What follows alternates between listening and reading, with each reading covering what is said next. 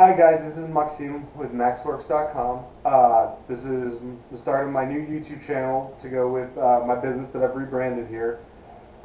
If you guys like this video, please subscribe to the channel. Feel free to post in the comments. Let me know what kind of videos you'd like to see. I was originally going to shoot this in the garage, but it's about 100 degrees outside right now, and the AC is just much more enticing. So this channel is going to be primarily about motorcycle related stuff, including my business. We're going to review some bikes. We're going to do a lot of tech tutorials. But today's video, kind of the first video, I wanted to talk about what it means to have a motorcycle flipping and parting business. A lot of people are always real interested in it because they see that you can make a good amount of profit and it doesn't seem all that hard. The first kind of note I just want to throw out there is this business is like any other business. If you don't put hard work into it, you don't put time into it, you're not going to get much return out of it. However, if you're a gearhead, if the thought of rebuilding a carburetor seems relaxing to you, this is a great way to basically have a different bike to ride every week and at the same time be able to make some money on the side. So I'm going to talk about basically all of the major requirements for the business. I'm going to talk about kind of what you need. Then I'm going to talk about how to buy, how to part, and how to sell. Please go to www.maxworks.com, that's works with an E, and take a look at my blog. You're going to find links to important documents, example spreadsheets, and so on and so forth in the blog that you're not going to find in the description. But you will find a link to the blog in the description. And again, please subscribe to the channel if you like it. I'm going to try to post at least a video a week, something new every week, so it should be good fun. So jumping straight into the business side of it. The very first thing, so you decided, okay, I want to make money buying, selling, and flipping bikes. Yeah, let's say you're a motorcycle guy. You enjoy it, you love working on your bikes, you love riding your bike, you want to make a little extra money. So what are the things that you need? The first thing is location. And in general in business, they tell you the first rule is location, location, location. But really, in this case, it's not so much of the location in terms of generating business, it's mostly the location in terms of maintaining business and convenience. So let me walk you through the various levels of location and which ones are good and which ones are bad, starting with the worst possible situation. You live in an apartment, you don't have a garage, you don't have a storage unit.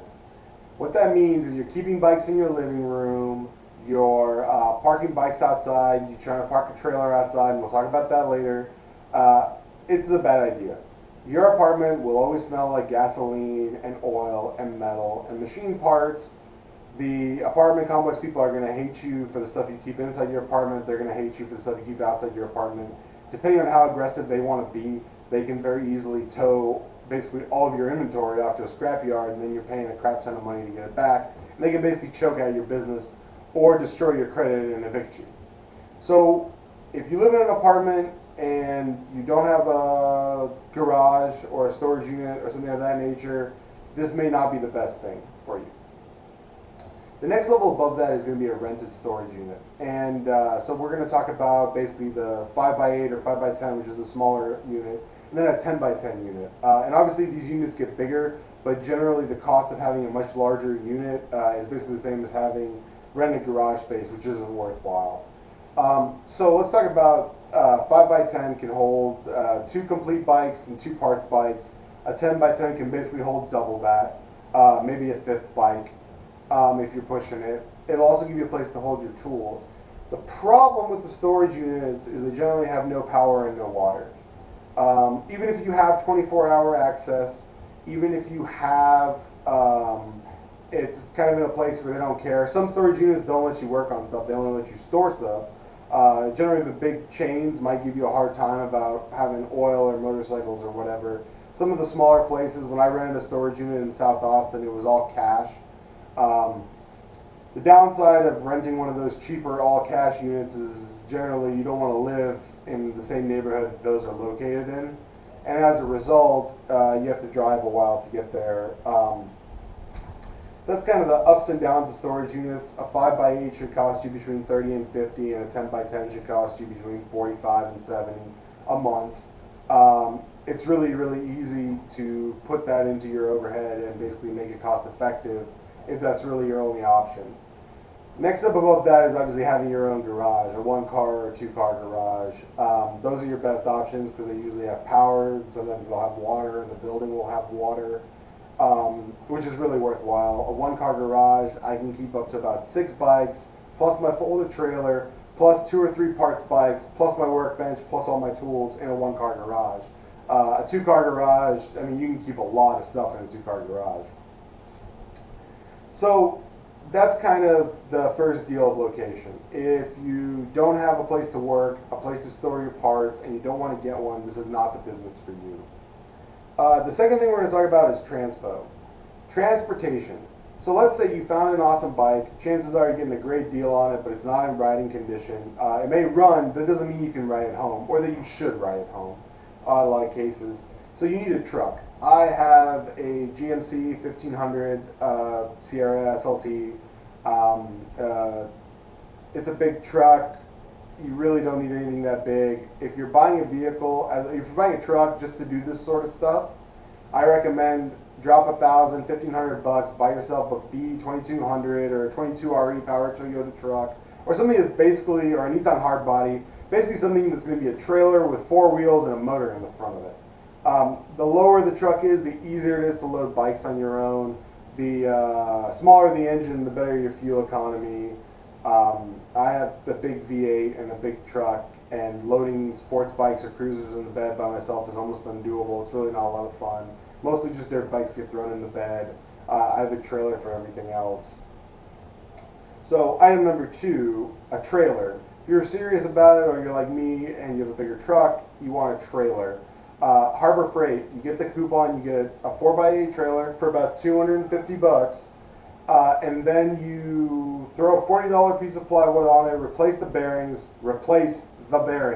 trust me on this one, with high quality Timken or NKG or something, and make sure that you're going to spend some money on having an extra wheel. You're going to spend some money on a wheel chock. But realistically, you should spend about $400 on a trailer, and it'll be a good idea to have about $400 in your trailer. Trust me, it's awesome having a trailer. Even though I have to fold it up and unfold it all the time, every time I want to take it out, it's really nice having a trailer, especially if you're doing this by yourself. The other thing is Harbor Freight sells steel ramps. Get the 2-pack of steel ramps. It's about $50.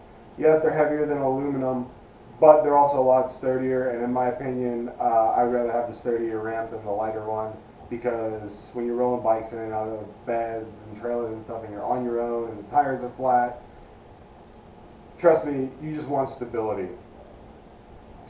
So that pretty much covers the 2 things you have to have before you get started. You have to have a location, and you have to have a way of bringing bikes home. Now, assuming that you have both of those checked off, the next thing you want is you want to learn how to buy a bike. Now, in general, I only buy off of Craigslist. Occasionally, something creeps up on eBay that's local that I buy basically through eBay, but it's local, so it's basically the same as Craigslist. But generally, I buy off Craigslist. And to be competitive, you need to check Craigslist probably once an hour. But what happens is you set up a search on Craigslist, and then you run the search, and in the last hour, maybe 2 bikes will pop up. So you're on Craigslist a total of maybe 5 minutes a day, but you're basically constantly scanning like once an hour just to see if anything new worthwhile has popped up. So the next thing you want to look at when you find a bike, so you're searching Craigslist, you're ready to go. How do you know what's a good deal? And this is where a lot of experience and mistakes come into play. Once you mess this up a few times, you'll get it right, I promise. But to avoid messing things up, there are some basic rules that I adhere to. Number 1 is my margin. If I can't make 100% margin on a bike, I don't buy it. So what that means is if I pay $500 for a bike, I need to be able to sell it for at least $1,000. If I can't sell it for at least $1,000, I don't mess with it. If I can't get 100% out of it, I don't mess with it. Generally, the bikes I buy, I'm getting 400-500% return on them. But if it's not at least 100%, it's not worth buying. Um, there's a certain value associated with things like titles. I'll pay a little bit more for a bike with a title than I will for a bike without a title. However, that becomes an issue later on, and I'll talk about it. How do you? That's for buying bikes you want to resell. So, in general, because of the time value of money, I don't buy bikes over about $1,000 because for me it doesn't make sense. But for instance, right now in my garage, I bought for $800 a 2008 Vulcan 900 in perfect shape. Guy didn't have a title. Bought it for $800 off of him. I'm gonna sell it for about $4,000, $4,200. It cost me another $200 to get a title, bond a title for it. So I'm looking at $4,000 sale, $1,000 cost, $3,000 profit. Just to give it as an example. When you're buying bikes for parts, it becomes even more tricky. It becomes trickier, excuse me. The way I generally do it, as a rule of thumb, look up the bike on eBay. See how much a parts motor is going for. So, for instance, like a 04 Gixxer, you can usually get about $700 for the motor, running or not. Just as a whole unit, shipped on eBay, about $700. So I'll pay $700 for any K-Series Gixxer, if it has a motor in it. Because I know I can make my money back on the motor and then everything else is gravy. So that's usually, when it comes to buying bikes, that's what I do. That's my rule of thumb. Obviously there's a plus or minus on it. It's not as crucial that you be exact about it, but over time, as you maintain spreadsheets, you'll find that these lessons kind of just creep up on their own. So let's say you have your truck, you have your location, you found a good deal, you went and picked it up. Let's say it's a parts bike. Let's talk about how do you part bikes. So you bring the bike to the garage. Everything depends on the condition it's already in, but I keep a spare battery. I basically try to start the bike. If I think it's worthwhile, I try to start the bike. If I can get a video of the bike running, it makes it easier to sell the parts later on. Either I prove that I can't get it running, or it's not worth getting running, or I do get it running, and then I document that. Next, come out the air tools. Basically, you want to be, I'm to the point where I can rip an entire bike apart in about 2 hours by myself in my garage. Strip it down to parts, photograph all the parts, and then I'll come back and list it online. But things like titles, if you can get a title for a parts bike, cool, you can sell it with the frame, it's extra money. If you don't have a title, not a big deal. I will say this, and you'll find the link in my blog. There's the NCIC, which is National Criminal something database or whatever. But basically, if you Google NCIC VIN, there's a way that you can enter the VIN number online and basically check if it's stolen anywhere in the United States or if there's any issues with the title. Before you buy a vehicle, run the VIN. Bring the NCIC website on your phone, do it on the location. Before you hand over $1, make sure the vehicle is clean. I have had some issues with this in the past. You don't want to be in a position where you just purchase stolen merchandise. You never want to put yourself at any risk. If NCIC can't confirm that it's clean or you have any doubts, just walk away from it. It's not worth it. It really isn't. But kind of back to parting bikes. So get in your garage, get the pneumatic tools out or hand tools or whatever you have, and rip it apart. Rip it apart, lay it out on the floor, piece by piece of value, photograph it, and then put it in a storage. For me, that's this one side of my garage. Basically just there's a stack of parts and I sort of know where everything is. But I photograph things as I take them off, as basically lots for sale. And I'll include a link to my eBay store so you can kind of take a look and see what those lots look like. So let's say you've torn apart the bike. You'll also find in my blog an example spreadsheet that'll show you basically how to keep track of things like eBay fees, PayPal fees, and how to basically make sure that you're getting the maximum return for your money. In terms of parts for sale, major parts that you want look at on a bike, and this changes sport bike to cruiser to dirt bike, but generally your main point of value is going to be the motor, the forks, the swing arm, the wheels, the seat, any salvageable plastics, and then basically electronics, and then the frame. Those are your big categories. Those are the things you want to look for. If the forks are bent, assume that they're worthless. You're going to probably end up trashing them. If the wheels are bent, same thing. You're going to end up recycling them for scrap.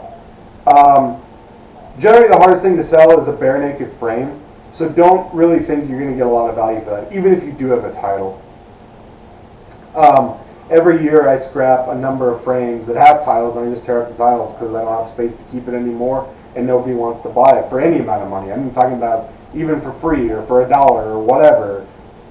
Bare naked frames don't really fetch a lot generally.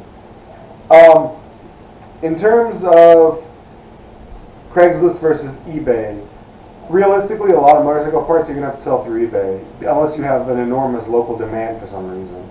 I try to sell as much as I can through Craigslist because it's basically just cash money. It's in your pocket. But get an eBay account, set it up, develop it so that you become a trusted seller on eBay, and you can do a lot of business that way. And yeah, the fees are pretty ridiculous. eBay takes 10%, PayPal takes 2.9% plus 30 cents per transaction. But it's really the main way of doing business. And you just have to factor that into your prices as you sell, and you'll find that everybody does that, and as a result, the market doesn't basically price you out of it. In terms of shipping, USPS flat rate padded envelopes, they can hold officially up to 20 pounds, but they're super stretchy and they're padded, and you can shove all sorts of stuff in there, and you can really get maximum value for $5 worth of shipping, and it counts as expedited shipping. So you get extra perks back from eBay because you ship expedited everything. For larger items, forks, engines, etc., I use FedEx Ground because FedEx Ground through eBay gives you a big discount. So for instance, I just shipped a 90-pound KLX motor for $65 up to Massachusetts, and I'm here in Austin, Texas.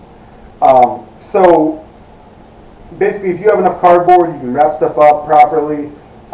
Ship FedEx. FedEx is your big helper in terms of larger items. Generally, forks I ship FedEx, engines, seats, any large plastics, all goes FedEx. Everything that fits into a flat rate mailer goes USPS. Generally, the post offices themselves won't have padded mailers. You have to order them online, so think ahead. The other cool thing about USPS is they have those. It's for international shipping. Is these envelopes that you stick on that you can basically put the tracking number, a piece of paper in, so you don't have to print it out on stickers. That's really handy. I always get those as well. So now to recap, we've talked about location, we've talked about transport, we've talked about how you buy a bike, we've talked about how you part a bike. Now let's talk about how you fix and sell bikes. So at what point do you fix a bike versus parting a bike? And the answer to that question is margin. Generally, you can make more money out of a bike by parting it. However, it's a lot easier to sell a bike as a motorcycle, and sometimes basically you get rid of everything in one fell swoop and you don't end up with a bunch of little parts laying around. Generally, whenever I buy a bike for resale, I service it. That means all new brake fluid, oil, air filter, oil filter. I flush the coolant and refill it if it's applicable. That helps me sell. So selling bikes is almost exclusively for me through Craigslist. And what you really want to do is you want to do the general maintenance on the bike, get all your paperwork straight, make sure you have a title, you have your F-130U, and there'll be links to all of this in the blog. And you want to make sure that you take good pictures. I have an older DSLR. It works great. I'm always trying to improve my pictures. I'm not really into photography as a hobby, but it's a really useful tool, and so I'm constantly looking for new locations to take pictures so that I can kind of have more appealing pictures. And it's very important to have appealing pictures because nowadays everybody's looking at grid view on Craigslist, which means that you need to have a picture that pops so you can capture their attention. So that takes a certain amount of time. It takes me usually about an hour and a half to basically do a tune-up on a bike, and usually it's a very noticeable difference, especially brakes. Nobody ever seems to flush brake fluid, which is terrible because you can make a bike's braking ability go from oh my god to super duper confident, super amazing just by a flush of DOT4 fluid, and it literally takes a few minutes. So fixing bikes to sell them, sometimes it makes sense to buy a few parts and fix it, and you can get more money out of it. That brings us to tools. What tools do you need? So nowadays, everything, including Harley Davidson, is metric. So just go to Harbor Freight. You want a set of quarter sockets, 3/8 sockets, 1/2 sockets. In terms of, you want a full set of wrenches. I bought a kit that's both SAE and metric from Harbor Freight. Ratchets. I have a quarter drive ratchet from Harbor Freight, but my 3/8 ratchet, my favorite one, is $20. It's at Sears. Has an extra long handle and a flexible ratchet, so it basically bends.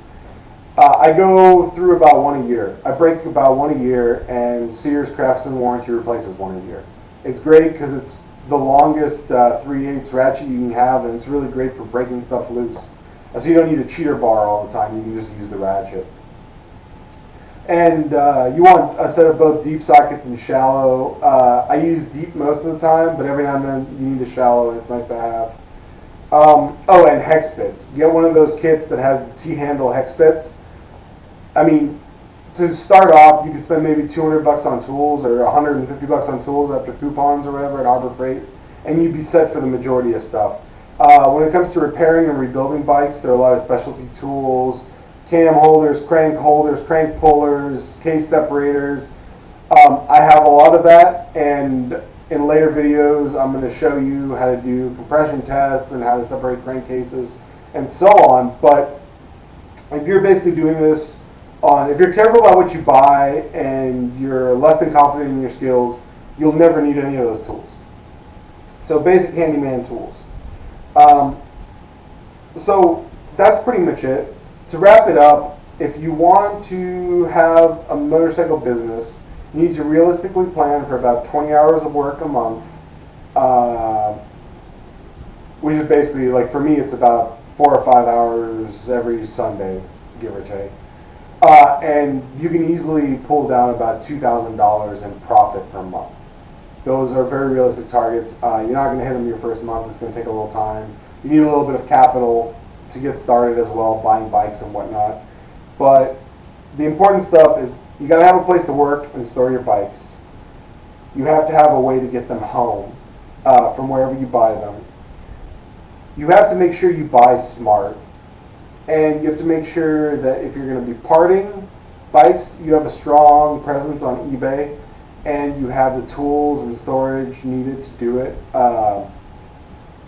And if you're going to be flipping bikes, basically fixing them and selling them, the same thing applies. But if you're selling them through Craigslist, the Craigslist advertisement is very important.